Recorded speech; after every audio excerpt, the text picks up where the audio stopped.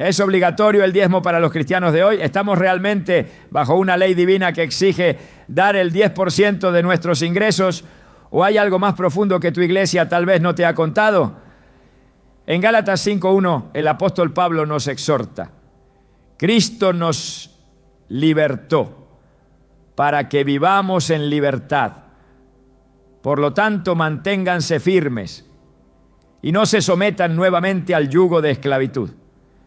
Esta declaración no solo nos libera de la ley mosaica, sino que también nos invita a examinar con discernimiento prácticas religiosas que hemos heredado sin cuestionar. Hoy exploraremos 3 secretos bíblicos sobre el diezmo que rara vez se enseñan desde el púlpito. Te mostraremos cómo entender el verdadero propósito del diezmo. ¿Qué significa realmente dar para Dios? Y si esta práctica sigue vigente en la era de la gracia. ¿Estás listo para entender lo que Dios tiene reservado para ti respecto a tu generosidad y obediencia? Desde pequeños ya muchos de nosotros crecimos escuchando que debíamos darle a Dios el 10% de todo lo que ganábamos. Algunos lo aprendieron en la escuela dominical, otros desde el púlpito, y no pocos lo sintieron como un mandato inquebrantable, casi como si de ello dependiera la bendición o la maldición sobre sus vidas. Pero ¿alguna vez te has preguntado de dónde viene realmente esa enseñanza? ¿Quién estableció el diezmo y con qué propósito?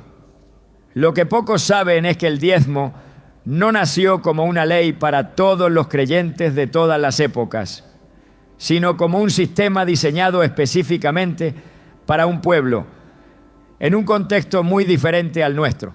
Volver al origen no es una invitación a rechazar el principio de dar, sino una necesidad urgente para comprender lo que Dios verdaderamente espera de nosotros.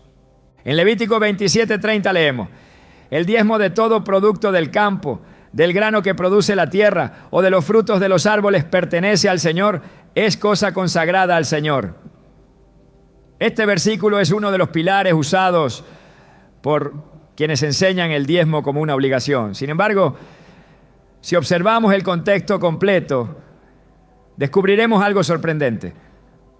El diezmo formaba parte del sistema levítico, establecido para mantener a los sacerdotes de la tribu de Leví, quienes no recibieron herencia en la tierra prometida. Dios había separado a los levitas para el servicio del templo, y en lugar de darles tierras o propiedades, les asignó el diezmo del resto del pueblo como sustento. En Números 18:21, Dios declara: a los hijos de Leví les he dado todos los diezmos en Israel por heredad, por su ministerio, por cuanto ellos sirven en el ministerio del tabernáculo de reunión. Esto cambia todo, porque el diezmo no era un acto devocional voluntario ni una herramienta para obtener bendiciones personales, sino una obligación dentro de un sistema teocrático y agrícola que buscaba el equilibrio entre las tribus de Israel. Era parte de un pacto nacional con cláusulas muy específicas, incluyendo bendiciones por la obediencia y maldiciones por la desobediencia. En Deuteronomio 28 encontramos una extensa lista de ambas. Pero, ¿qué ocurre cuando ya no estamos bajo ese pacto? Sigue teniendo vigencia el sistema del diezmo. Muchos líderes enseñan que el diezmo es un principio eterno, anterior a la ley, basándose en el episodio de Abraham con Melquisedec. En Génesis 14:20, después de una gran victoria, Abraham entrega el diezmo del botín a este misterioso rey y sacerdote. Pero lo que se olvida mencionar es que Abraham no diezma sus ingresos ni su trabajo. Lo que entrega es parte del despojo de una guerra, una acción única que no vuelve a repetirse y que no fue mandada por Dios, sino una expresión libre de gratitud. En ningún momento se establece ese acto como una obligación para él o sus descendientes. De hecho, Ni Isaac ni Jacob son presentados como hombres que practicaran sistemáticamente el diezmo. Jacob, por su parte, sí hace una promesa relacionada con el diezmo en Génesis 28:22. De todo lo que me des, el diezmo lo apartaré para ti. Pero hay que notar que esta promesa nace de un voto personal, condicionado a que Dios le bendiga, le proteja y le traiga de regreso en paz. No se trata de una orden de Dios, sino de un compromiso personal. Y aún así, no hay evidencia bíblica de que Jacob haya cumplido o institucionalizado ese voto en una práctica continua. El diezmo, tal como se implementó de forma sistemática, vino después, cuando Israel ya era una nación con leyes civiles, ceremoniales y religiosas. Y fue parte de esa estructura jurídica, no de una expresión espontánea de fe. Si retrocedemos a los días del Antiguo Testamento y observamos cómo funcionaba el sistema del diezmo, encontraremos aún más elementos que contradicen la práctica moderna. Por ejemplo, había múltiples diezmos, no solo uno. Según Deuteronomio 14, 22 a 29, cada israelita debía separar el diezmo de sus productos agrícolas cada año.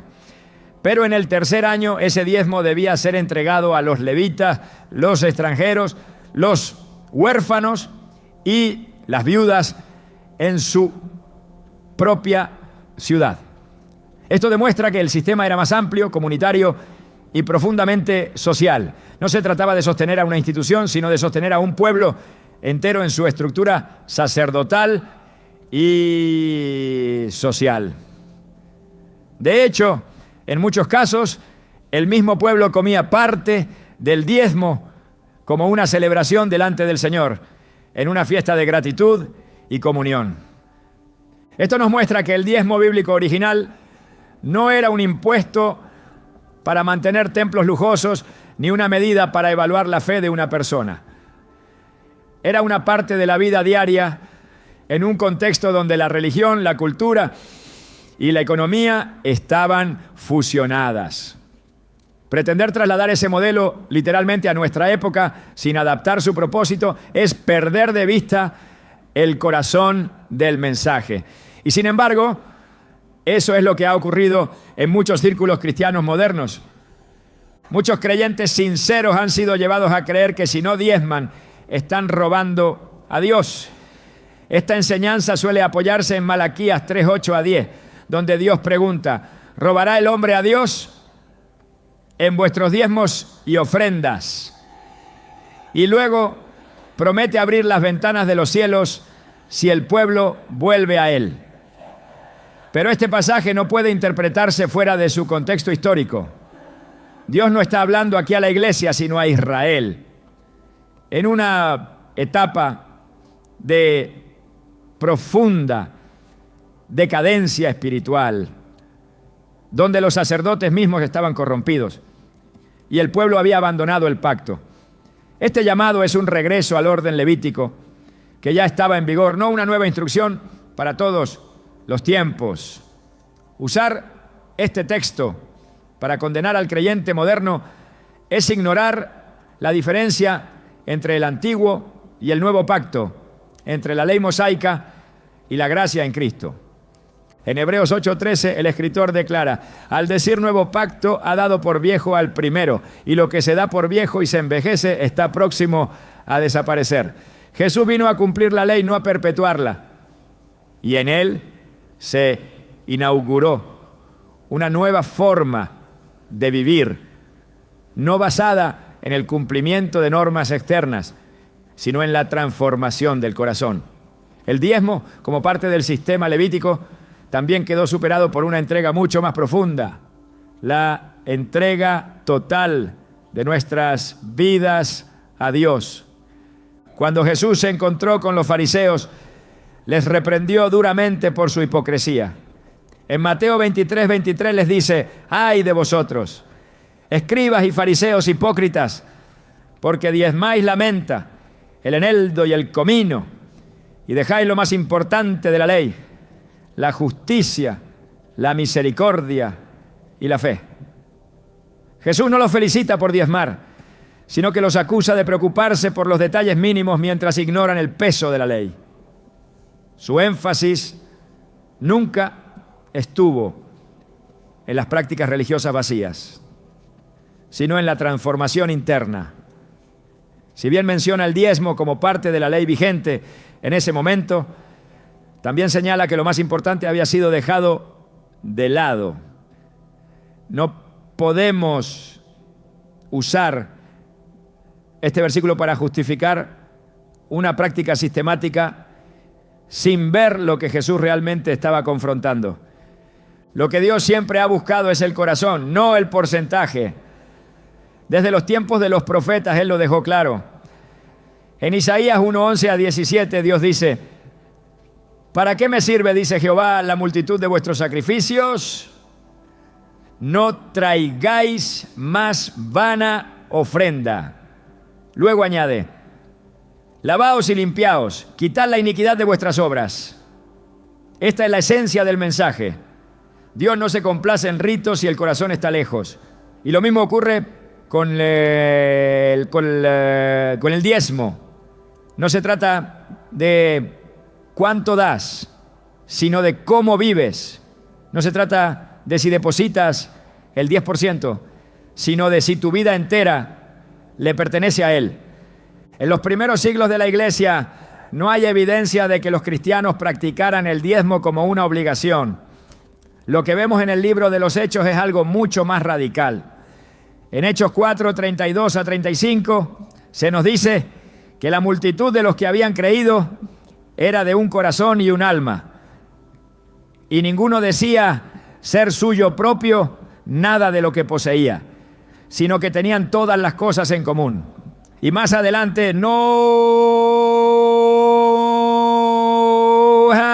había entre ellos ningún necesitado, porque todos los que poseían heredades o casas las vendían y traían el precio de lo vendido. Esta generosidad no era el resultado de una ley impuesta, sino del poder transformador del Espíritu Santo. Esto nos lleva a una verdad esencial. Cuando el corazón es tocado por Dios, no se limita a dar el 10%. Da todo, da tiempo, talento, recursos, amor, compasión, perdón. No por temor a una maldición, sino por gratitud. No para ganar el favor divino, sino porque ya lo ha recibido. Y esa es la gran diferencia entre el antiguo y el nuevo pacto. Volver al origen del diezmo no es destruir su valor, sino restaurar su significado. Es comprender que no fue creado para controlarnos, sino para enseñar principios de generosidad, responsabilidad y cuidado mutuo. Es reconocer que ahora en Cristo no vivimos por imposiciones, sino por convicciones. Y que lo que Dios desea no es una décima parte de nuestras finanzas, sino toda nuestra vida en sus manos. Durante su ministerio terrenal, Jesús habló con claridad sobre muchos aspectos que tocaban la vida del ser humano: el corazón, la fe, el pecado, el perdón, el servicio, la humildad, el reino de Dios y también el dinero. Sin embargo, nunca instituyó el diezmo como una norma para sus discípulos. En su enseñanza no hay ningún momento donde se ordene, prescriba o refuerce el diezmo como requisito para entrar en el reino, recibir bendiciones o cumplir con la voluntad del Padre. Este silencio no es accidental, es revelador, porque en la figura de Cristo se inaugura una nueva era espiritual, una transformación del interior que supera las estructuras rígidas de la ley mosaica. Y el hecho de que el diezmo no forme parte del mensaje central de Jesús indica que su propósito no era reproducir el sistema religioso anterior, sino establecer una relación directa entre Dios y el corazón del creyente. Jesús predicó intensamente sobre la riqueza y el uso del dinero, no desde la perspectiva de porcentajes establecidos, sino desde la disposición del alma. En Mateo 6:21 dijo: porque donde esté tu tesoro, allí estará también tu corazón. Esta afirmación trasciende cualquier cálculo numérico. No le habló a sus seguidores de obligaciones externas, sino de una conexión interna que revela prioridades espirituales. El tesoro no está en la cantidad que se da, sino en el lugar donde reposa nuestra confianza. Para Jesús, el problema nunca fue cuánto damos, sino por qué lo damos, desde qué motivación interior y con qué actitud lo hacemos. Por eso, en lugar de establecer una fórmula, presentó un estándar más alto: entregar toda la vida a Dios. Un ejemplo claro de esta visión se encuentra en el episodio de la viuda que echó 2 moneditas en el arca del templo. En Marcos 12, 41 a 44, Jesús observa cómo los ricos daban grandes cantidades, pero luego señala a la viuda a elaborar a la viuda y declara que ella ha dado más que todos.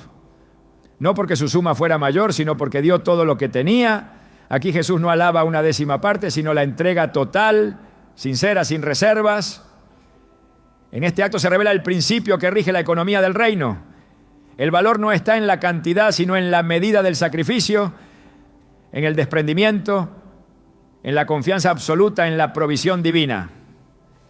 Otro momento revelador ocurre cuando Jesús llama al joven rico. Este hombre, que había cumplido los mandamientos desde su juventud, se acerca preguntando qué más debía hacer para heredar la vida eterna. En Marcos 10, 21, Jesús le responde: una cosa te falta. Anda, vende todo lo que tienes y dalo a los pobres, y tendrás tesoro en el cielo. Y ven, sígueme. Esta exigencia no está vinculada al diezmo. Jesús no le pidió el 10%, le pidió el todo. Porque en el reino lo que importa no es una fracción legalista, sino la disposición radical del alma para renunciar a todo lo que impida una comunión plena con Dios. El joven se fue triste porque tenía muchas posesiones. Esta escena deja claro que Jesús no busca contribuciones por obligación, sino corazones rendidos por amor. Si el diezmo hubiese sido un elemento esencial de la vida espiritual bajo el nuevo pacto, Jesús lo habría enseñado de forma directa. Pero nunca instruyó a sus discípulos a diezmar, ni en el Sermón del Monte, ni en sus parábolas, ni en sus discursos finales. Lo que sí hizo fue hablar sobre generosidad, sobre dar con alegría, sobre compartir con el necesitado, sobre la imposibilidad de servir a Dios y a las riquezas al mismo tiempo. En Mateo 6:24 dice: nadie puede servir a 2 señores. No podéis servir a Dios y a las riquezas. Esta enseñanza no establece porcentajes, sino prioridades. La fidelidad a Dios no se mide en décimas, sino en entrega total. Cuando Jesús denunció a los fariseos, usó el tema del diezmo como un ejemplo de su hipocresía.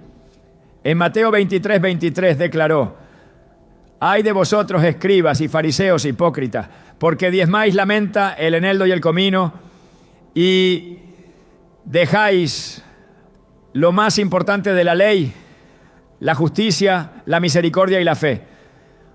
Algunos han interpretado este versículo como una validación del diezmo, pero en realidad es una denuncia. Jesús los confronta por aferrarse a las minucias externas mientras descuidaban lo que realmente importa. El peso de sus palabras no recae en la práctica del diezmo, sino en el olvido de lo esencial: justicia, misericordia y fe. Esas son las marcas del verdadero discípulo. El enfoque no está en lo que se entrega, sino en el espíritu con el que se vive. La crítica de Jesús revela que las prácticas externas, incluso las correctas, pueden estar vacías si no están acompañadas de una transformación interna. El mensaje del reino fue diseñado para cambiar el corazón, no para imponer rituales. Jesús enseñó que todo lo que damos debe nacer del amor, no de la presión. En Lucas 6:38 dijo: dad y se os dará. Medida buena, apretada, remecida y rebosando, darán en vuestro regazo. Porque con la misma medida con que medís, os volverán a medir. Esta promesa no está sujeta a una ley específica de porcentajes. Es una ley espiritual de reciprocidad basada en la actitud generosa del corazón. Jesús apelaba a una entrega libre, desinteresada, profunda. En ningún momento ató esta promesa a un sistema obligatorio de diezmos. Más bien, habló de una medida espiritual, una forma de vida que da con alegría y sin cálculo. El modelo de vida que Jesús propuso fue radical. No dejó instrucciones sobre templos físicos ni sobre estructuras religiosas complejas. Llamó a sus seguidores a vivir en humildad, en servicio, en desprendimiento. Los envió sin alforja ni bolsa, dependiendo por completo de la provisión divina. En Mateo 19:10 les dijo: no os proveáis de oro, ni plata, ni cobre en vuestros cintos, ni de alforja para el camino, porque el obrero es digno de su sustento.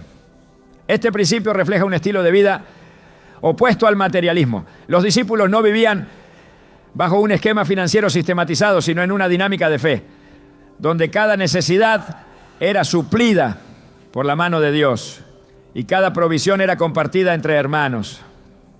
En toda su enseñanza, Jesús nunca estableció el diezmo como obligación.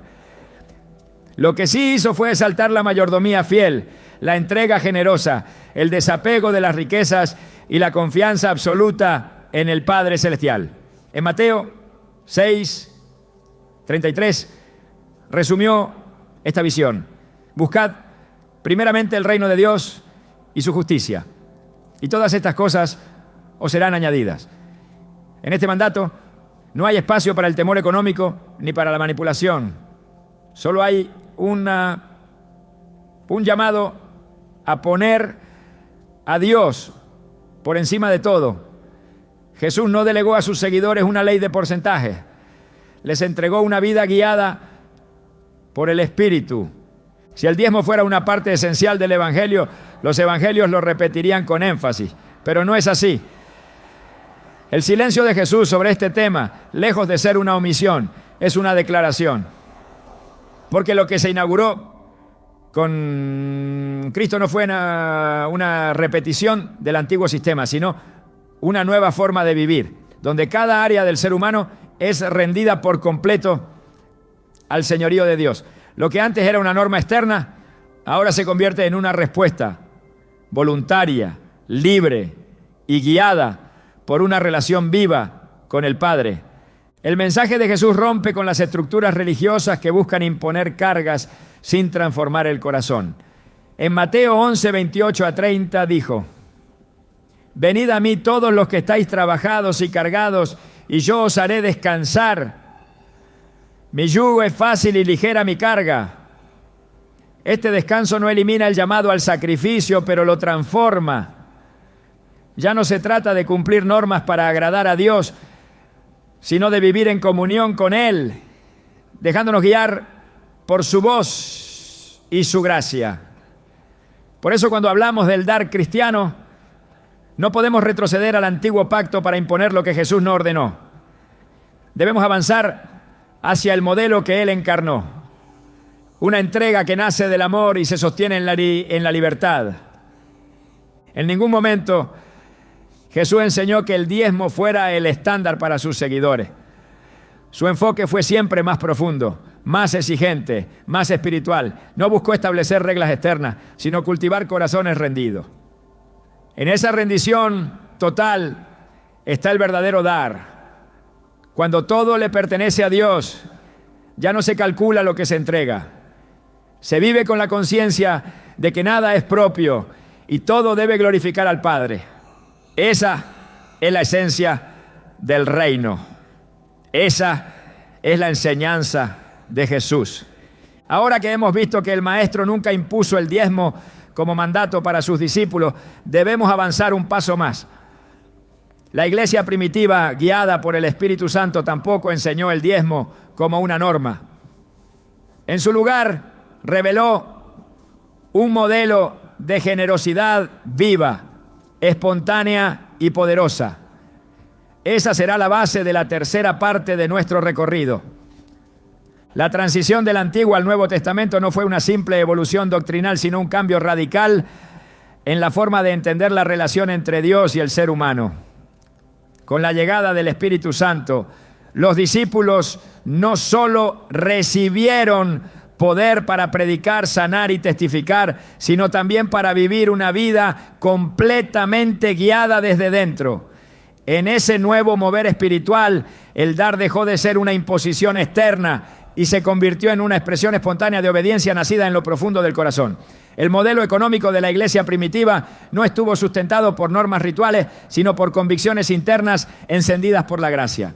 Desde el primer momento, el libro de los Hechos muestra cómo los seguidores de Cristo vivían un tipo de generosidad que no puede explicarse por ley ni tradición.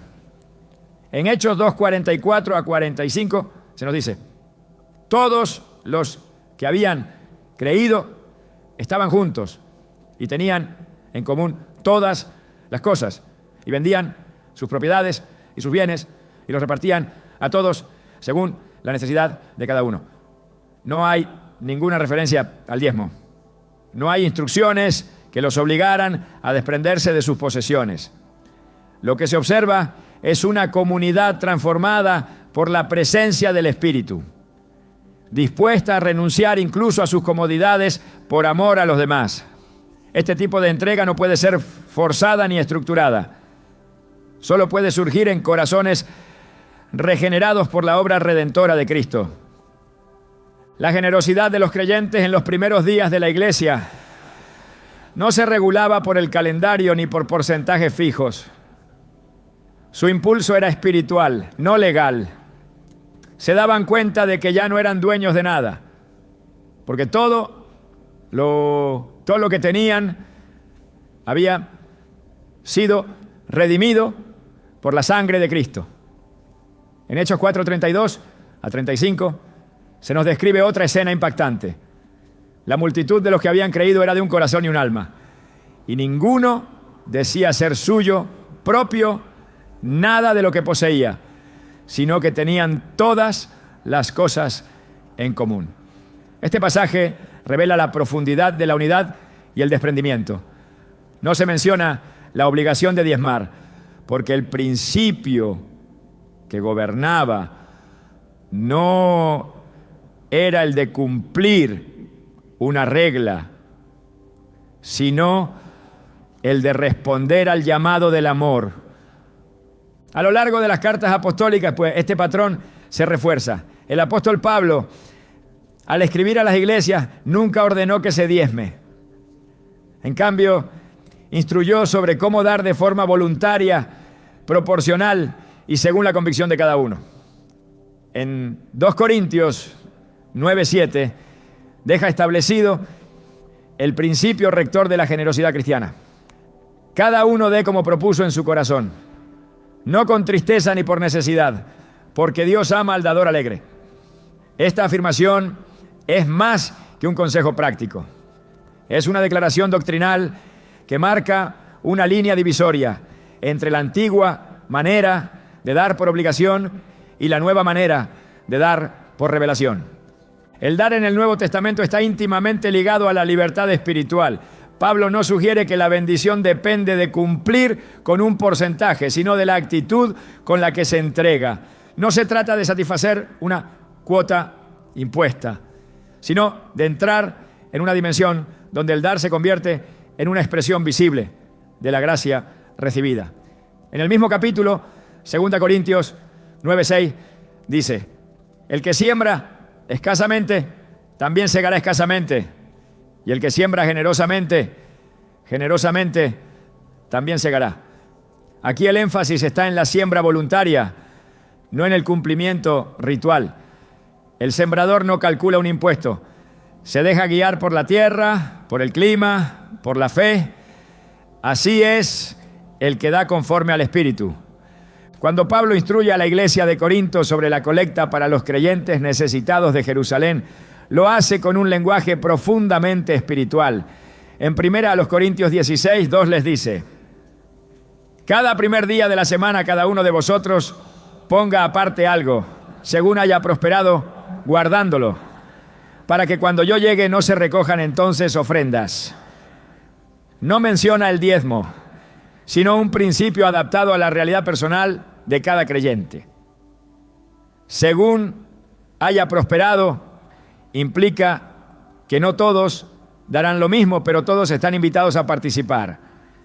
Esta forma de dar no se basa en presión, sino en discernimiento. No responde a una norma fija, sino a una conciencia moldeada por el amor. Pablo también destaca que el dar es una gracia, no una carga. En 2 Corintios 8, 1-3 habla de las iglesias de Macedonia, que en medio de la prueba y la pobreza dieron más allá de su fuerza. Él lo llama una gracia de Dios y no una imposición humana. Lo que mueve a esos creyentes no es la obligación de un porcentaje, sino la revelación del privilegio de participar en la obra de Dios. Este modelo pone en evidencia que cuando el Espíritu guía el corazón, responde con generosidad, aun cuando las circunstancias sean adversas. La gracia no solo cambia la forma de dar, cambia la perspectiva desde la cual se da. Este principio también está presente en la carta a los Romanos. En Romanos 12:1, Pablo exhorta a los creyentes: presentad vuestros cuerpos en sacrificio vivo, santo, agradable a Dios, que es vuestro culto racional. Aunque no está hablando específicamente de dinero, el principio es el mismo. El verdadero culto no consiste en cumplir reglas externas, sino en rendir la vida entera. Dar en este contexto no puede limitarse a un porcentaje. Cuando el cuerpo entero ha sido entregado, todo lo demás queda incluido. Ya no se pregunta cuánto debo dar, sino cuánto de mí ha sido verdaderamente consagrado. La ausencia del diezmo como práctica obligatoria en el Nuevo Testamento no es una omisión, sino una revelación. Significa que lo que antes era símbolo, ahora ha sido sustituido por la realidad espiritual. El sistema levítico requería el diezmo como medio de sostener una estructura física. Pero en Cristo, el templo ya no es de piedra, sino de persona. En 1 Corintios 3:16, Pablo afirma: ¿no sabéis que sois templo de Dios y que el Espíritu de Dios mora en vosotros? Cuando el templo vive dentro de cada creyente, la economía del reino también se mueve desde dentro. El sostenimiento de la obra no depende de una estructura legal, sino de corazones inflamados por la verdad. En ninguna de sus cartas, Pedro, Santiago, Juan ni Judas hacen referencia al diezmo como un mandato para la iglesia.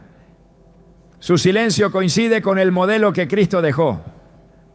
Lo que enseñan es la importancia de la fe viva, del amor práctico, de la obediencia al Espíritu. En Santiago 2:15-16 se plantea un escenario concreto. Si un hermano o una hermana están desnudos y tienen necesidad del mantenimiento de cada día, y alguno de vosotros les dice: id en paz, calentaos y saciaos, pero no les dais las cosas que son necesarias para el cuerpo, ¿de qué aprovecha? Esta exhortación no se dirige a cumplir un porcentaje, sino a vivir la fe con acciones reales, con respuestas sensibles a las necesidades del prójimo. La generosidad cristiana es contextual, vivencial, y nace de la compasión, no de la imposición. La lógica del reino no se fundamenta en deberes numéricos, sino en la revelación del amor de Dios. En el 1 Juan 3:17 el apóstol escribe: pero el que tiene bienes de este mundo y ve a su hermano tener necesidad y cierra contra él su corazón, ¿cómo mora el amor de Dios en él? Aquí la medida no es el diezmo, sino el corazón. Lo que se evalúa no es el porcentaje, sino la disposición de compartir lo que se tiene cuando se presenta la necesidad. Dar, según la enseñanza apostólica, es el reflejo tangible de una vida que ha sido redimida. No se impone desde afuera, brota desde dentro. El modelo neotestamentario de dar redefine por completo la relación del creyente con sus bienes. Ya no hay distinción entre lo espiritual y lo material. Todo está bajo el señorío de Cristo. En Colosenses 3:17 se dice: y todo lo que hacéis, sea de palabra o de hecho, hacedlo todo en el nombre del Señor Jesús. Esto incluye lo que se ofrece, lo que se guarda, lo que se administra. El cristiano no se guía por porcentajes impuestos, sino por la voz del Espíritu que habita en él. Cada decisión de dar se convierte en un acto de adoración, cada gesto de generosidad en una proclamación del Evangelio. Este nuevo modelo no anula la práctica de dar, sino que la transforma. No se trata de menos entrega, sino de una entrega más completa, más intencional, más profunda. La libertad en Cristo no es una excusa para la negligencia, sino un llamado a la madurez espiritual. Pablo lo resume en Gálatas 5:13. Porque vosotros, hermanos, a libertad fuisteis llamados, solamente que no uséis la libertad como ocasión para la carne, sino servíos por amor los unos a los otros. Esta libertad no desconecta al creyente de la responsabilidad. Al contrario, lo impulsa a dar con mayor generosidad, con mayor sensibilidad y con mayor visión del reino. El patrón que vemos en la iglesia primitiva y en las epístolas no puede ser sustituido por esquemas rígidos. Fue una generación guiada por el Espíritu, no por sistemas. Fue una comunidad movida por el amor, no por normas. Y esa sigue siendo la invitación para nosotros hoy. A vivir bajo la dirección del Espíritu, a dar según lo que Él ponga en nuestro corazón y a confiar en que cada semilla entregada con fe será usada por Dios para bendecir a muchos. Cuando la iglesia da por revelación y no por obligación, se abre la puerta para que la gracia fluya sin restricciones. Cuando el dar nace del corazón y no de la presión, se convierte en un acto profético, en una señal de que el reino ha llegado. El diezmo como estructura fue una sombra, la realidad es Cristo. Y en él cada decisión de dar se convierte en un eco de su entrega suprema. Cuando la verdad es reemplazada por tradición y la revelación es sustituida por sistemas humanos, el resultado es una fe distorsionada que carga al creyente con pesos que nunca fueron diseñados para llevar. En muchos contextos, el diezmo ha dejado de ser una práctica de adoración para convertirse en una herramienta de presión emocional y control espiritual. Lo que debía nacer de una convicción interna ha sido transformado en una obligación impuesta, sostenida por el temor, la culpa y la amenaza del juicio divino. Esta distorsión no es nueva. La historia del pueblo de Dios está llena de momentos en los que las estructuras religiosas reemplazaron el corazón del mensaje y el poder se impuso sobre la gracia. Pero cada vez que eso ocurrió, Dios levantó una voz para restaurar el diseño original. La Escritura nos advierte con claridad sobre los líderes que utilizan lo sagrado para beneficio personal. En Ezequiel 34, 2-3, el Señor declara contra los pastores de Israel: ay de los pastores de Israel que se apacientan a sí mismos. ¿No deben los pastores apacentar a las ovejas? Coméis la grosura y os vestís de la lana, la engordada degolláis, mas no apacentáis a las ovejas.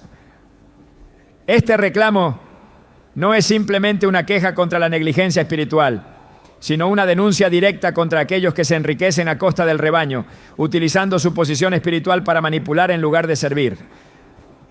Cuando el liderazgo usa el púlpito para exigir y no para edificar, el resultado es una comunidad espiritualmente esclavizada y emocionalmente herida. Uno de los errores más graves en la enseñanza moderna sobre el diezmo es presentar a Dios como un cobrador celestial que bendice solo si se paga una cuota. Se cita constantemente Malaquías 3:10 como una amenaza. Traed todos los diezmos al alfolí y probadme ahora en esto, si no os abriré las ventanas de los cielos.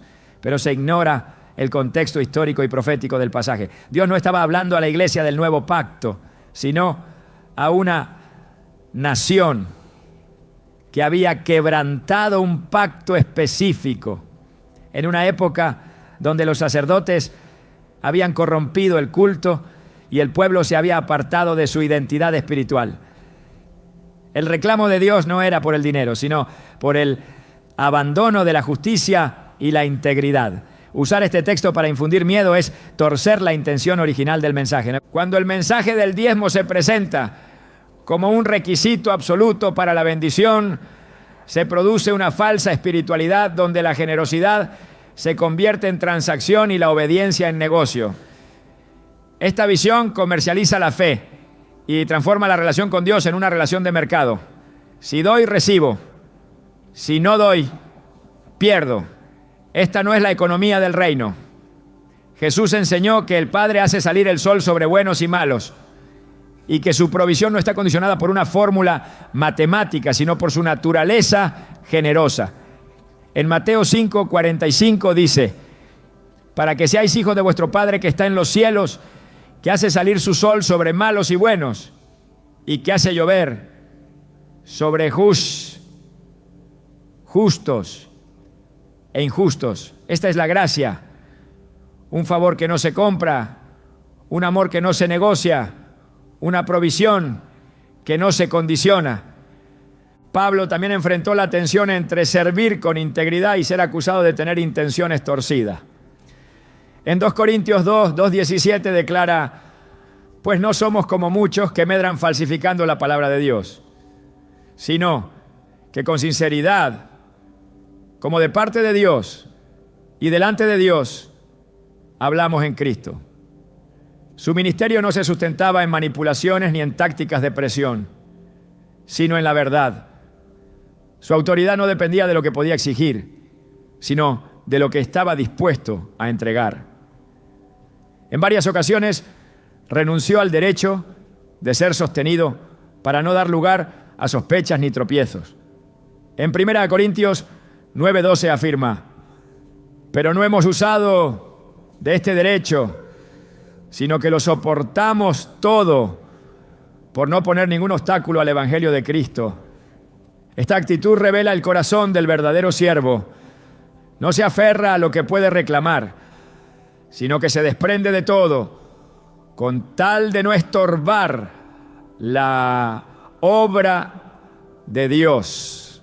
El uso del diezmo como medida de fidelidad ha creado una cultura donde el valor espiritual de una persona se mide por su aporte económico. Esto contradice el Evangelio, que valora la fe, la obediencia y el amor como frutos del Espíritu. En Gálatas 5:22-23, Pablo escribe que los frutos del Espíritu son amor, gozo, paz, paciencia, benignidad, bondad, fe, mansedumbre y dominio propio. Ninguno de estos frutos se relaciona con cifras monetarias.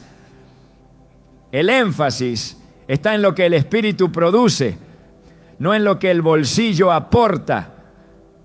Cuando se enseña que dar el diezmo es prueba de compromiso, se corre el riesgo de pasar por alto los frutos invisibles que realmente definen el carácter de un hijo de Dios.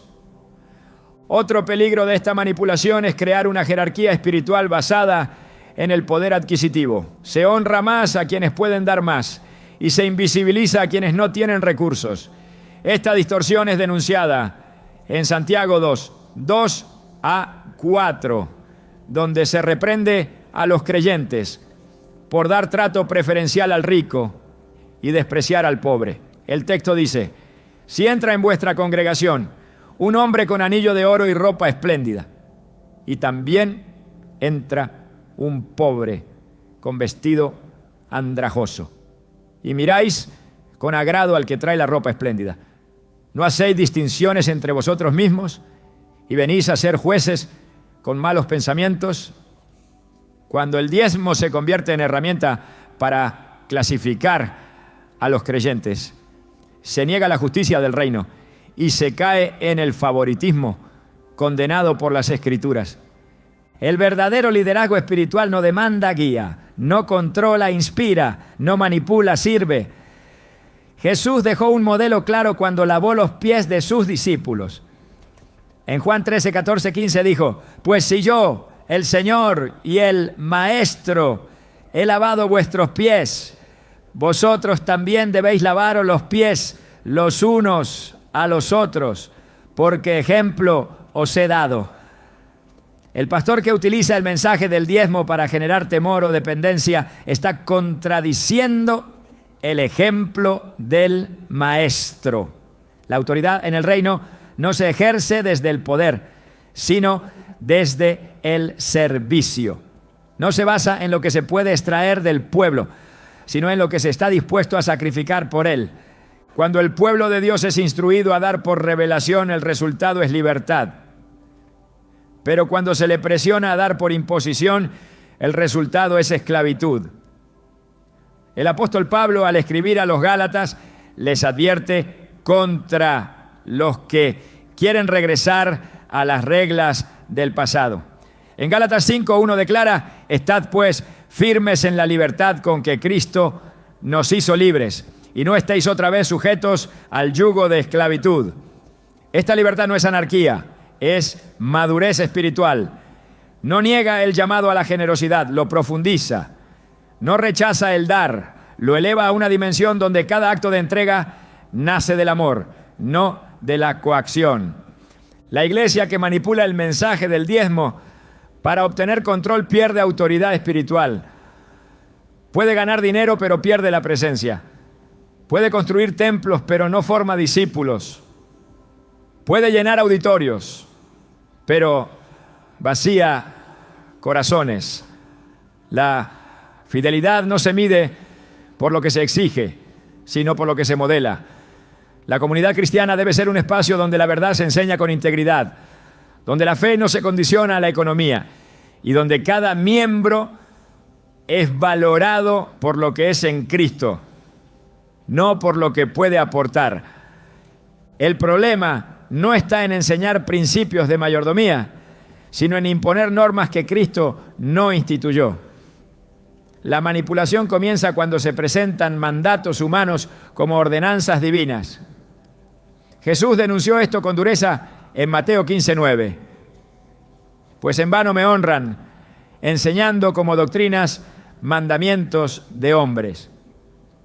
Cuando el mensaje del diezmo se eleva al nivel de doctrina esencial, se está reemplazando la palabra viva por estructuras que carecen de respaldo apostólico. El resultado es una iglesia que vive en temor, no en libertad, que da por obligación, no por revelación, que sirve por miedo, no por amor. El Espíritu Santo no manipula, convence, no amenaza, ilumina, no obliga, transforma. Por eso, cuando una enseñanza espiritual se sostiene en el miedo, se debe examinar su origen. En 2 Timoteo 1:7, Pablo afirma: porque no nos ha dado Dios espíritu de cobardía, sino de poder, de amor y de dominio propio. El mensaje del reino produce poder interior, no dependencia externa. Cultiva un amor que actúa, no un temor que paraliza. Despierta dominio propio, no sumisión ciega. Cualquier enseñanza que socava estos frutos debe ser confrontada con la verdad del Evangelio. Dios no necesita ser convencido para bendecir. Él es generoso por naturaleza. En Santiago 1:17 se nos dice: toda buena dádiva y todo don perfecto desciende de lo alto, del Padre de las luces. La bendición no es una moneda de cambio, es una expresión del carácter de Dios. Cuando se enseña que la bendición depende exclusivamente del cumplimiento del diezmo, se está promoviendo una imagen distorsionada del Padre. Se le presenta como un comerciante, no como un redentor, como un cobrador, no como un dador. Esta imagen no solo hiere la fe, sino que aleja a las personas de una relación auténtica con Dios. El Evangelio es un llamado a la verdad, y donde hay verdad, hay libertad. Jesús lo expresó en Juan 8:32. Conoceréis la verdad y la verdad os hará libre.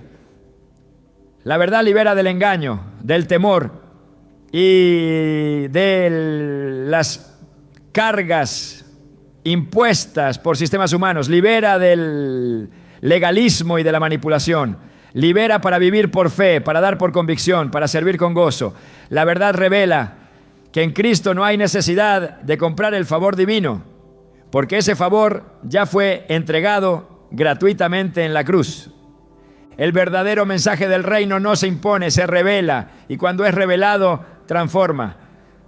El llamado hoy no es a abandonar la generosidad, sino a purificar su motivación, a dejar atrás la estructura que obliga y abrazar la voz que guía. Porque cuando el dar fluye del Espíritu, produce gozo, libertad y plenitud. Y donde hay libertad, hay presencia. Donde hay presencia, hay transformación. Y donde hay transformación, el reino avanza sin necesidad de imposición. El mensaje de Jesús nunca fue de mínimos. Su llamado no se limitó a un cumplimiento externo ni a una serie de requisitos para alcanzar lo justo. Cristo siempre apuntó al todo, a una entrega sin reservas, a un corazón tan transformado por el amor de Dios que no pregunta cuánto debe dar, sino cuánto más puede entregar. Cuando el corazón ha sido renovado por la gracia, el diezmo ya no es un techo, sino apenas el piso de una vida de generosidad. Los primeros cristianos no necesitaban que nadie les impusiera un porcentaje. Ellos entendieron por revelación que todo lo que tenían ya no les pertenecía. En Hechos 4:34 a 35, el testimonio de aquella comunidad es contundente. No había entre ellos ningún necesitado, porque todos los que poseían heredades o casas las vendían y traían el precio de lo vendido y lo ponían a los pies de los apóstoles, y se repartía a cada uno según su necesidad. Aquellos hombres y mujeres no dieron un diezmo, no calcularon cuánto debían guardar, vendieron posesiones, soltaron su seguridad material, ofrecieron su sustento. No lo hicieron por presión, lo hicieron porque habían sido tocados por el fuego del Espíritu. La transformación del corazón no produce una actitud de retención, sino de entrega. Cuando el Espíritu entra, el ego sale. La generosidad es una consecuencia natural de una vida habitada por Dios. La ley exigía una décima parte. La gracia, en cambio, despierta una respuesta proporcional al amor recibido. No se trata de una fórmula, se trata de una vida rendida. Y donde hay rendición verdadera, hay libertad para dar sin límites. Jesús dijo en Lucas 6:38, dad y se os dará. Medida buena, apretada, remecida y rebosando darán en vuestro regazo. La bendición prometida no está ligada a un número, sino a una medida que fluye desde el corazón. Esta medida no es uniforme. Cada uno da según lo que ha recibido. Y quien ha recibido abundantemente de la misericordia no puede responder con reservas. Dar más del diezmo no es una obligación, es una consecuencia de haber visto al Dios que no escatimó a su propio Hijo. Pablo enseñó este principio con claridad a los corintios. En 2 Corintios 9, 6 a 7 escribió: el que siembra escasamente también segará escasamente, y el que siembra generosamente, generosamente también segará. Cada uno dé como propuso en su corazón. La siembra no está limitada a una décima parte. No se trata de cumplir con una cuota.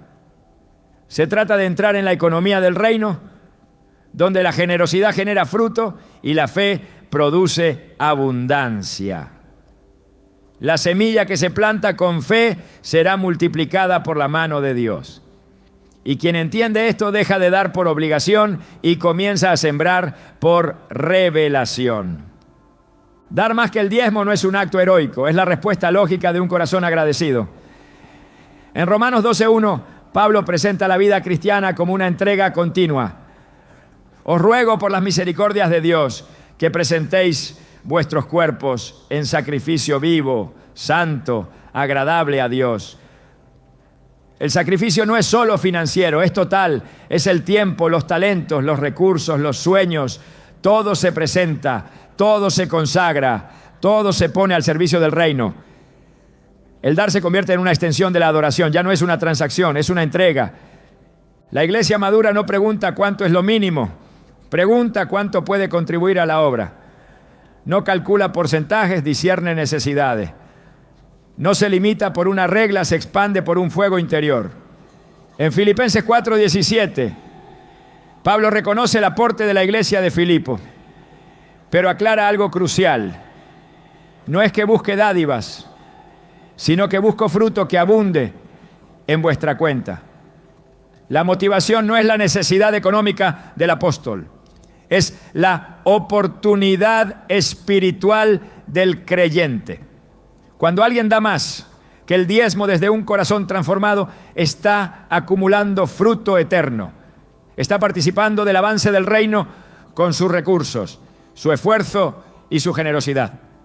El creyente que ha sido tocado por la gracia no necesita ser motivado por temor ni manipulado con promesas materiales. La mayor recompensa ya le fue dada. Cristo mismo.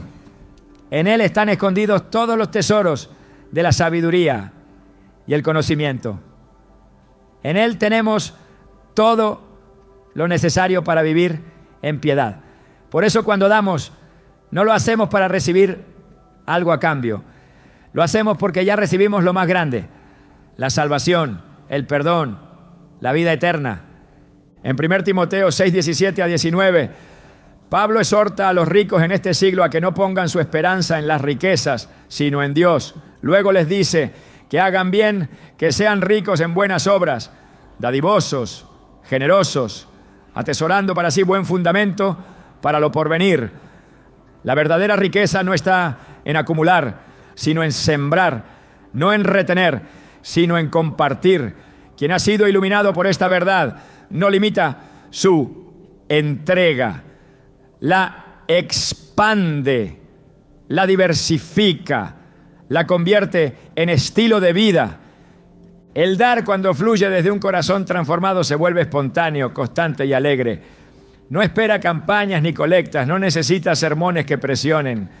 Nace de una conciencia continua de mayordomía. Todo lo que soy, todo lo que tengo, le pertenece al Señor. Esta actitud no depende del monto, depende de la disposición. Jesús elogió a la viuda que dio 2 monedas porque dio todo lo que tenía. En Marcos 12:44 se explica. Todos han echado de lo que les sobra, pero esta, de su pobreza, echó todo lo que tenía, todo su sustento.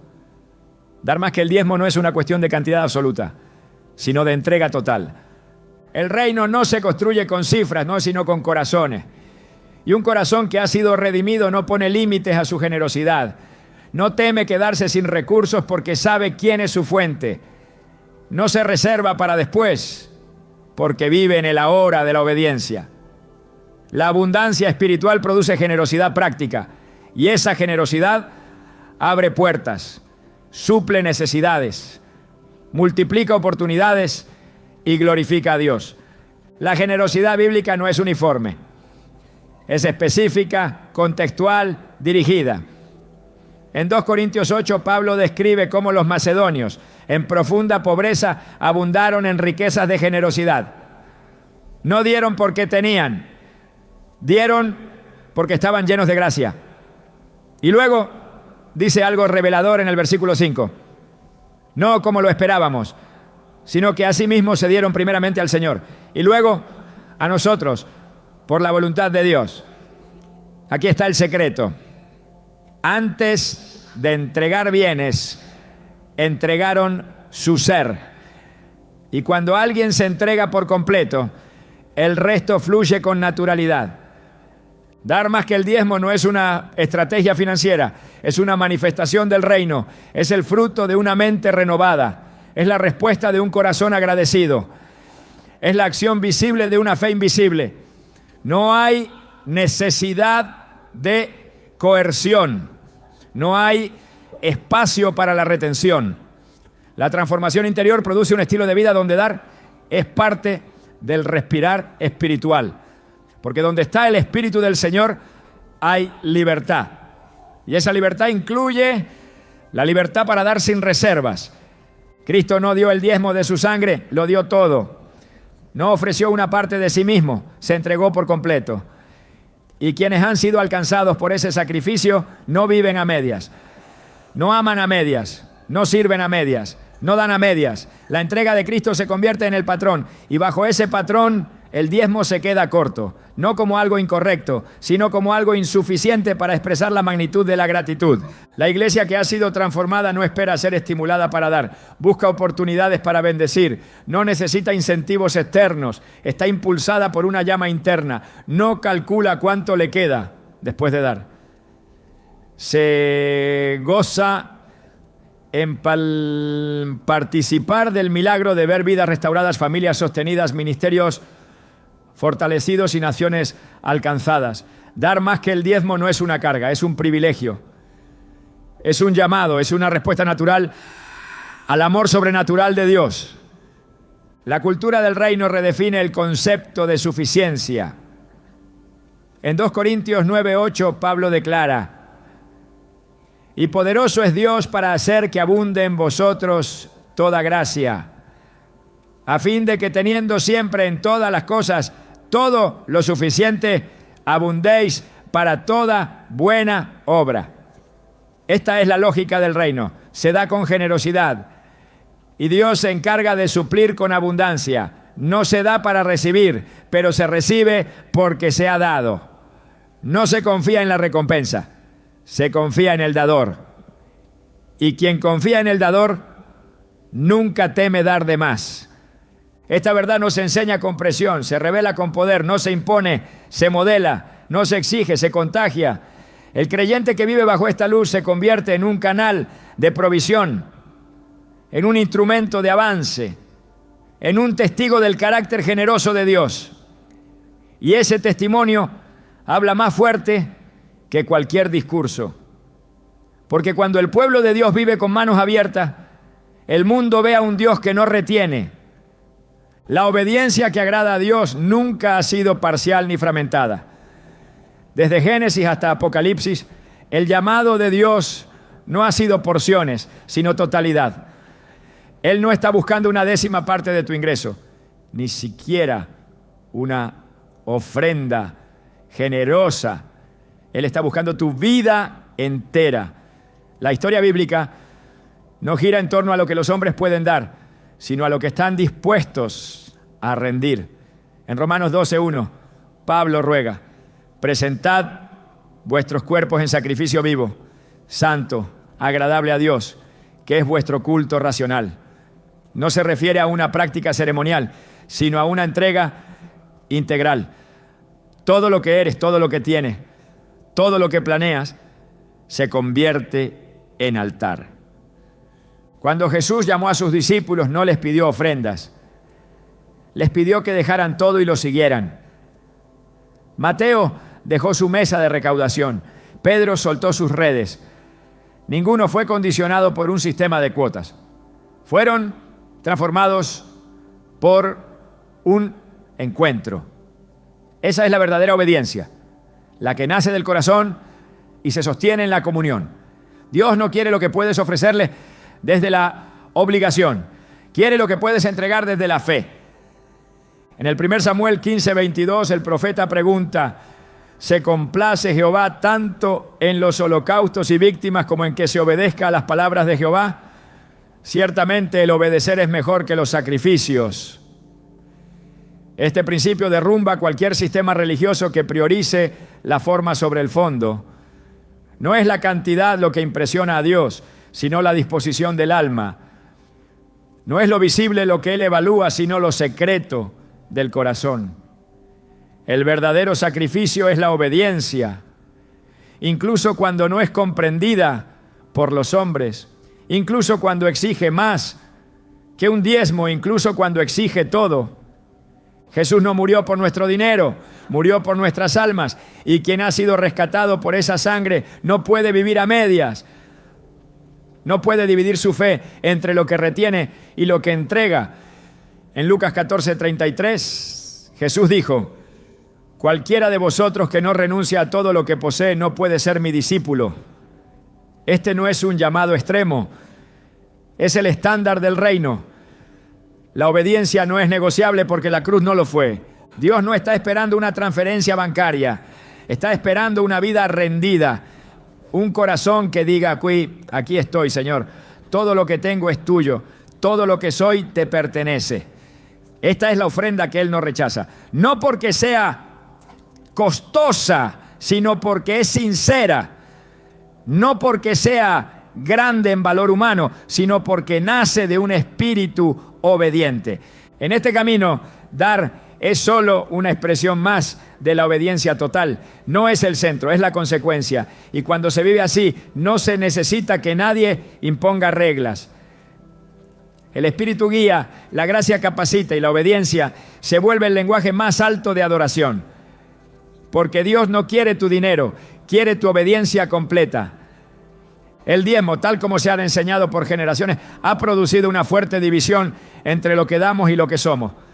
Por mucho tiempo se ha tratado de separar la generosidad de la identidad, como si fueran dos cosas distintas. Pero en el reino de Dios no existe esa dicotomía, porque cuando se comprende la obra de Cristo, dar deja de ser una acción aislada y se convierte en una extensión de lo que eres.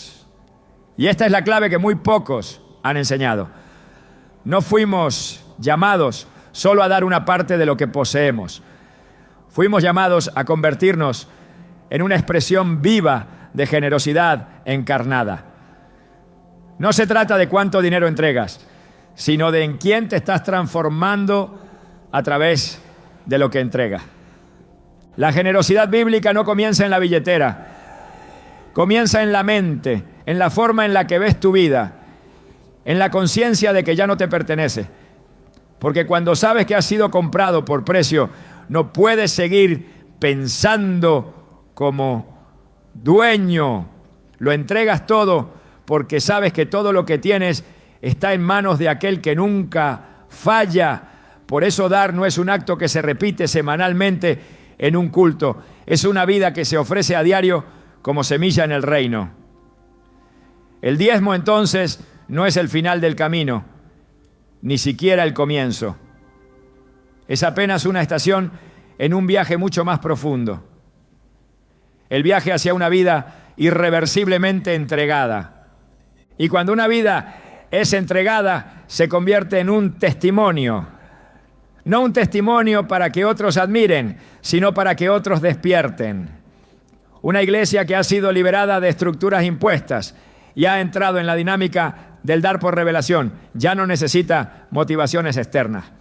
Camina con el corazón encendido por el fuego de la verdad. Ya no calcula si debe dar antes o después de impuestos, si debe hacerlo en efectivo o en transferencia.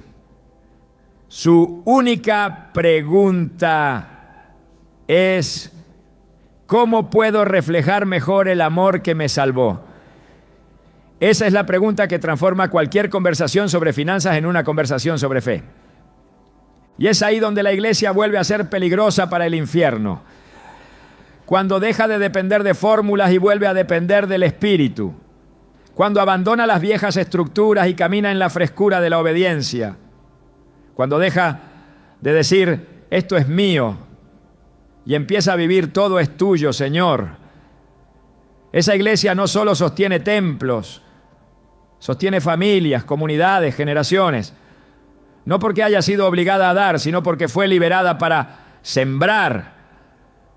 No porque se le impuso una regla, sino porque se le reveló una verdad. El diezmo como sistema ha sido debatido, defendido, distorsionado, pero el llamado de Dios nunca ha sido al sistema, ha sido al corazón, porque el que tiene el corazón tiene todo lo demás. Y cuando ese corazón entiende quién es, no necesita otra ley. Vive para dar, vive para servir, vive para reflejar al único que lo dio todo primero. Así es como termina el debate, no con argumentos, con transformación, no con una cantidad, con una identidad. Porque cuando el creyente descubre qué es la ofrenda, ya no necesita instrucciones para entregar, solo necesita caminar con aquel que lo entregó todo.